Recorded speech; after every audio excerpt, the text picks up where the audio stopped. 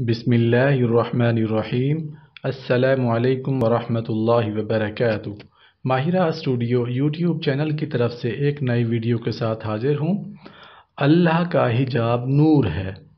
हज़रत अबू मूसा अशअरी रज़ियल्लाहु अन्हु से रिवायत करते हैं कि नबी अकरम हज़रत मोहम्मद सल्लल्लाहु अलैहि वसल्लम ने इरशाद फरमाया, बेशक अल्लाह ताला सोता नहीं है और ये उसकी शान के लायक भी नहीं है कि वो सो जाए।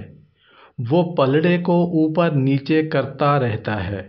दिन के आमाल रात होने से पहले और रात के आमाल दिन होने से पहले उसकी बारगाह में पेश कर दिए जाते हैं।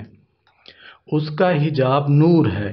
अगर उसके एक पर्दे को हटा दिया जाए तो उसकी ज़ात के अनवार हर उस चीज़ को जला देंगे जो उसकी बसारत के दायरे में है। उसने अपना दस्ते रहमत रात के वक्त गुनाह करने वाले शख्स के लिए फैलाया हुआ है ताकि दिन में उसकी तौबा कबूल करे, और दिन में गुनाह करने वाले शख्स के लिए फैलाया हुआ है ताकि रात में उसकी तौबा कबूल करे।